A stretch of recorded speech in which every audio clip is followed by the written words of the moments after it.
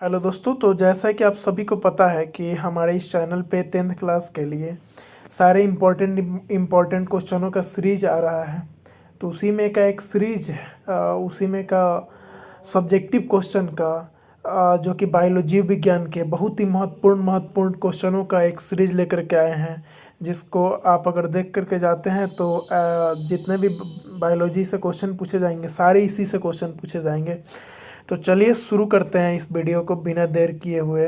तो अभी तक आप हमारे चैनल को सब्सक्राइब नहीं किए तो सब्सक्राइब कर लें, वीडियो को लाइक कर दें और अपने दोस्तों के साथ शेयर कर दें। पहला क्वेश्चन आपकी स्क्रीन पे है, उत्सर्जन क्या है? उत्सर्जन में भाग लेने वाले वृक्क से संबंधित अन्य रचनाओं को सूचीबद्ध करें। तो देखिए क्या लिखा हुआ है, शरीर से अपशिष्ट पदार्थों को बाहर निकालना उत्सर्जन कहलाता है। मनुष्य में उत्सर्जन से संबंधित महत्वपूर्ण रचनाएं निम्नलिखित हैं। वृक्क हुआ, मूत्रवाहिनी, मूत्राशय, मूत्रमार्ग, ये सारे क्या उत्सर्जन के लिए काम आते हैं, इन सभी अंग। तो उत्सर्जन का मुख्य अर्थ समझाते हैं क्या होता है। उत्सर्जन का मेन अर्थ ये होता है ना कि हमारे शरीर से जितने भी उपापचय क्रिया के द्वारा अपशिष्ट पदार्थ उत्पन्न होते हैं उन सभी को बाहर निकालने की क्रिया को उत्सर्जन कहा जाता है। तो पहला क्वेश्चन आप लोगों ने समझ लिया होगा। तो चलिए चलते हैं अगला क्वेश्चन पे। परपोषण किसे कहते हैं, ये कितने प्रकार के होते हैं? तो परपोषण क्या होता है, मतलब जिसमें जीव अपना भोजन स्वयं संश्लेषित नहीं करते हैं, किसी न किसी रूप में अन्य स्रोतों से प्राप्त करते हैं। परपोषण निम्नलिखित 4 प्रकार के होते हैं: प्राणी संपोषण, मृतजीवी पोषण, परजीवी पोषण, परासरणी पोषण। परपोषण का मुख्य अर्थ क्या होता है ना कि किसी दूसरे जीव पर अपने भोजन के लिए या अपने पोषण के लिए आधारित रहना, वो परपोषण हो जाएगा। इसी को एनसीईआरटी विषम पोषण भी बोलता है। चलिए चलते हैं क्वेश्चन नंबर 3 की ओर। पोषण क्या है, इसके विभिन्न चरणों कौन कौन से हैं? पोषण के विभिन्न चरण कौन कौन से हैं? तो पोषण एक जटिल प्रक्रम है जिसके अंतर्गत कोई जीवधारी भोजन ग्रहण करता है और इसके द्वारा शारीरिक रचना, टूट फूट की मरम्मत एवं अन्य सभी जैविक क्रियाओं का संचालन एवं नियमन होता है। मतलब पोषण क्या होता है, जैसे हम लोग भोजन ग्रहण करके भोजन को पचा करके शरीर के अंदर जितने भी शारीरिक रचना में उस चीज़ का उपयोग करते हैं या फिर टूट फूट के मरम्मत में उपयोग किया जाता है, वो पोषण कहलाता है। पोषण कैसी प्रक्रिया है, एक ऑब्जेक्टिव यहाँ से बन सकता है। पोषण कैसी प्रक्रिया होती है? तो जटिल प्रक्रिया होती है। यह मुख्य आहार नली, आमाशय, क्षुद्रांश, आंत की भित्ति, बिना पचा भोजन बड़ी आंत में भेज दिया जाता है। यानी कि ये सारे चरण हुए। पहले मुख से हम लोग ग्रहण करते हैं, फिर हमारे फूड पाइप के सहायता से यानी आहार नली के सहायता से आमाशय में जाता है। आमाशय में आंशिक रूप से पाचन होता है। उसके बाद में क्षुद्रांत्र का अर्थ होता है छोटी आंत के भित्तियों में जाता है, वहाँ पे पूर्ण रूप से पाचन होता है। उसके बाद में पचे हुए भोजन का अवशोषण भी छोटी आंत में ही हो जाता है। उसके बाद में जो भी बिना पचे पदार्थ बचते हैं वो जाते हैं बड़ी आंत में। यहाँ से 2-3 क्वेश्चन भी बन सकते हैं, ऑब्जेक्टिव क्वेश्चन। जैसे पहला क्वेश्चन ये होगा कि मनुष्य में पोषण कहाँ से चालू होता है? तो मुख से चालू होता है। और पोषण की समाप्ति कहाँ पे होता है? तो छोटी आंत में समाप्त होता है। क्षुद्रांत को ही छोटी आंत कहते हैं। एनसीईआरटी में यही देखने को मिलेगा आपको, क्षुद्रांत। तो चलिए चलते हैं क्वेश्चन नंबर 4 की ओर।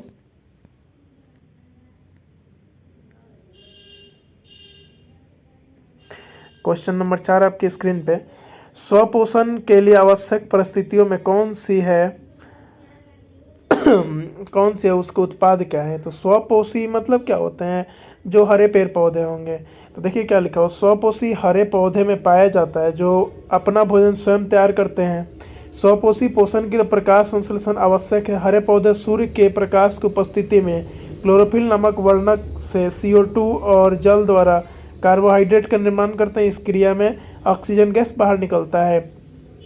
इसके जो ये रासायनिक सूत्र है, रासायनिक फार्मूला जो आप देख रहे होंगे आपके स्क्रीन पे, ये हमेशा पूछा जाता है, तो इसको आप लोग ध्यान में रखिएगा और याद कर लीजिएगा लोग।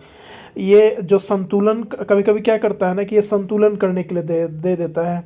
तो ये जो है संतुलित है, मतलब कि आप देख रहे होंगे जो स्क्रीन पे दिख रहा होगा, ये संतुलित फार्मूला दिया गया है।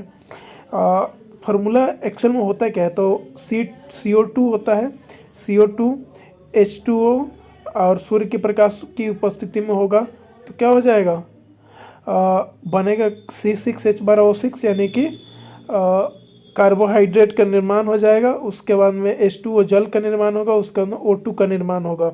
जल जो होता है वाष्पोत्सर्जन क्रिया के द्वारा बाहर निकल जाता है, और O2 जो होता है पत्तियों में जो रंध्र मौजूद होता है वहाँ से पेड़ पौधा बाहर छोड़ देते हैं, जिसका उपयोग जंतु मनुष्य ये सारे चीज़ करते हैं, और ये अपने जहाँ जहाँ उनको भोजन की आवश्यकता होता है वो वहाँ पे भेज देता है पेड़ पौधा।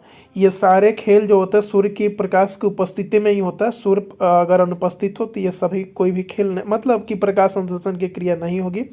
और इसमें महत्वपूर्ण भूमिका निभाता है क्लोरोफिल। यहाँ से 2-3 क्वेश्चन और भी पूछे जाते हैं जिसके बारे में हम लोग चर्चा यहीं पे कर लेते हैं। यहाँ से क्वेश्चन पूछा जाता है कि सूर्य के प्रकाश संश्लेषण क्रिया के लिए क्या क्या चीज़ आवश्यक होता है। तो यहीं पे देखिए क्या क्या चीज़ आवश्यक होता है प्रकाश संश्लेषण क्रिया के लिए। जैसे कार्बन डाइऑक्साइड है ये ज़रूरी होगा, H2O यानी जल है ये ज़रूरी होगा, उसके बाद सूर्य की प्रकाश ज़रूरी होगा, उसके बाद क्लोरोफिल ज़रूरी होगा। ये चारों चीज़ अगर लिखा होगा आपके क्वेश्चन पेपर पे जिस ऑप्शन में वो सही होंगे, या फिर इनमें से कोई एक चीज़ भी अगर मान लीजिए 3 गलत दे दे और एक सही दे तो ये सारे में से कोई एक चूज कर लेना आपको।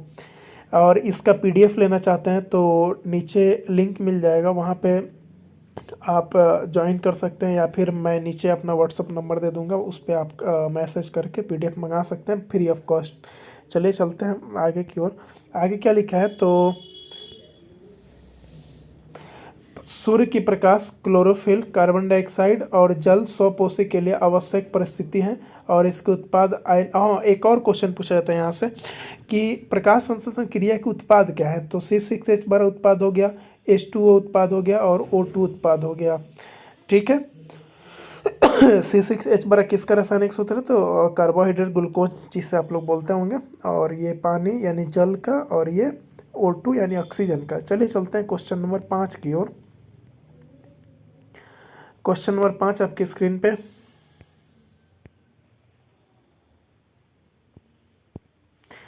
श्वसन के लिए ऑक्सीजन प्राप्त करने की दिशा में एक जलीय जीव की अपेक्षा स्थलीय जीव किस प्रकार लाभप्रद है। ये सारे क्वेश्चन रिपीटेड क्वेश्चन मतलब बार बार पूछे जाने वाले क्वेश्चन है, तो इस वीडियो को आप लोग बिना स्किप किए हुए देखिएगा। जलीय जीव जल में विलेय ऑक्सीजन का उपयोग करते हैं क्योंकि जल में विलेय ऑक्सीजन की मात्रा वायु में ऑक्सीजन की मात्रा की तुलना में बहुत कम होता है, इसीलिए जलीय जीव की श्वसन दर स्थलीय जीवों की अपेक्षा अद्भुत होती है। स्थलीय जीव की श्वसन के लिए वायुमंडल के श्वसन का उपयोग करते हैं और श्वसन के लिए ऑक्सीजन प्राप्त करने की दिशा में एक जलीय जीव की अपेक्षा स्थलीय जीव इस प्रकार लाभप्रद है। चलिए चलते हैं क्वेश्चन नंबर 6 की ओर। श्वसन क्या होता है, तो शरीर की बाहर ऑक्सीजन की ग्रहण करना और कोशिकीय श्वसन के अनुसार खाद्य स्रोतों को विघटन में उसका उपयोग श्वसन कहलाता है। इसे निम्न समीकरण द्वारा समझा जा सकता है। C6H12O + O2 बराबर क्या हो जाएगा, CO2 उत्पन्न होगा, H2O उत्पन्न हो जाएगा, KCl उत्पन्न हो जाएगा। ये मनुष्य का श्वसन का रासायनिक सूत्र है जो कि आपकी स्क्रीन पे दिख रहा होगा।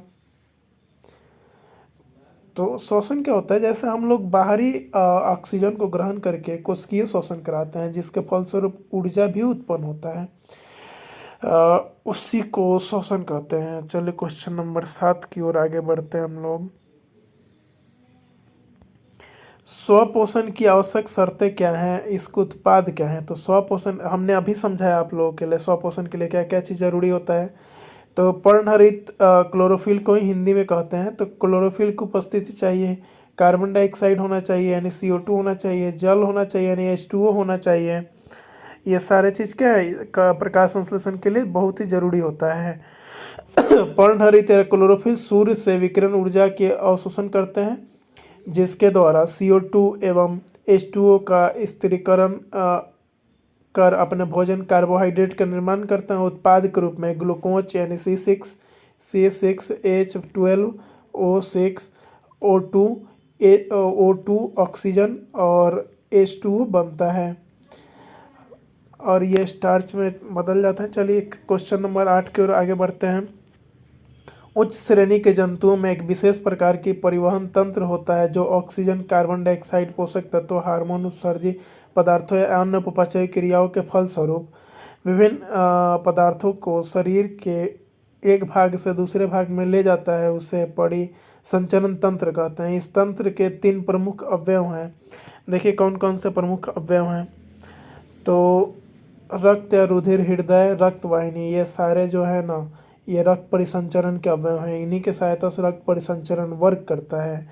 चलिए क्वेश्चन नंबर 9, उत्सर्जन क्या होता है और इसके प्रमुख 2 प्रमुख अंग कौन कौन से हैं, इसके बारे में देख लीजिए। लो तो बात करेंगे उत्सर्जन के बारे में। तो उत्सर्जन जीवों के शरीर से, अभी समझाएं कि उपपचयी क्रियाओं के फलस्वरूप जो अपशिष्ट पदार्थ यानी गंदे पदार्थ शरीर में उत्पन्न हो जाते हैं, उन्हें बाहर निष्कासन करने की प्रक्रिया को उत्सर्जन कहते हैं। मानव इसके 2 प्रमुख अंग, एक किडनी और दूसरा फेफड़ा। किडनी क्या करता है, हमारे जो रक्त में अपशिष्ट पदार्थ होते हैं उनको छान करके अलग करता है। तो इसीलिए किडनी जो हो गया उत्सर्जी, प्रमुख उत्सर्जी अंग माना जाता है मनुष्य का। और दूसरा फेफड़ा के बारे में बात करेंगे, जो रक्त में गैसीय अपशिष्ट पदार्थ को निकालता है। यानी किडनी द्रवीय अपशिष्ट पदार्थ को निकालता है और ये गैसीय अपशिष्ट पदार्थ को निकालता है। जैसे मान लीजिए हम लोग सांस ले लेते हैं तो ऑक्सीजन फेफड़ा के द्वारा खींचा जाता है और वह ऑक्सीजन जा कर के ब्लड में मिल जाता है, तो कोशिकीय श्वसन होता है। और ठीक वही जब फेफड़ा रिवर्स आता है, यानी ब्लड फिर से आता है फेफड़ा में, कार्बन डाइऑक्साइड यानी कार्बोक्सी ब्लड जब आता है फेफड़े में, तो क्या होता है, वो फिर फेफड़ा उसको बाहर निकालता है और ऑक्सीजन को फिर फिल करता है। तो फेफड़ा और किडनी जो हुआ मनुष्य के उत्सर्जन अंग का 2 प्रमुख अंग हुए। वाष्पोत्सर्जन क्या है, क्वेश्चन नंबर 10 देखिए। वाष्पोत्सर्जन क्रिया पौधे को क्या महत्व है। वाष्पोत्सर्जन क्रिया पौधे के निम्नलिखित महत्व में, वाष्पोत्सर्जन पहले होता क्यों है ये समझिए। वाष्पोत्सर्जन की क्रिया अगर ना हो तो पेड़ पौधे को हानि पहुंचेगी। वाष्पोत्सर्जन क्रिया पेड़ पौधे के लिए बहुत ही महत्वपूर्ण होता है। वाष्पोत्सर्जन पत्तियों के द्वारा जो प्रकाश संश्लेषण क्रिया के बाद में जो अतिरिक्त जो जल उत्पन्न हो जाते हैं, वो उनको बाहर निकालने की क्रिया को वाष्पोत्सर्जन कहते हैं। देखिए वाष्पोत्सर्जन क्यों महत्वपूर्ण होता है। यह पौधे में मूल रोम द्वारा खनिज लवणों के अवशोषण एवं जड़ से पत्तियों तक उनके परिवहन में सहायक होता है। यह पौधे में तापक्रम संतुलन बनाए रखता है। वाष्पोत्सर्जन के कारण ही पौधे की जड़ों से चोटी तक जल की निश्चित धारा बनी रहती है। दिन में रंध्र खुले होने पर वाष्पोत्सर्जन होता है। जाइलम में जल की गति के द्वारा मुख्य प्रेरक बल कार्य करता है। यानी कि जब रंध्र खुले रहते हैं, यानी प्रकाश संश्लेषण क्रिया हो रही होती है, उसी समय वाष्पोत्सर्जन होता है। वाष्पोत्सर्जन देखने के लिए आप क्या कर सकते हैं, तो वाष्पोत्सर्जन प्रक्रिया को देखने के लिए आप पत्ती में जाकर के एक पॉलीथीन यानी प्लास्टिक बांध करके कुछ समय तक 5 से 6 घंटे तक छोड़िएगा। तो क्या होगी, पॉलीथीन में देखिएगा तो उसमें कुछ पानी के बूंदे आ जाएंगे, जलवाष्प की बूंदें आ जाएगी। तो इससे मालूम चलता है कि वह पौधा वाष्पोत्सर्जन की क्रिया कर रहा है। तो आज के लिए 10 ही क्वेश्चन छोड़ देते हैं, फिर अगले दिन 10 क्वेश्चन और लेकर के आएंगे। तो तब तक वीडियो अच्छा लगे तो लाइक करें, दोस्तों के साथ शेयर करें। धन्यवाद।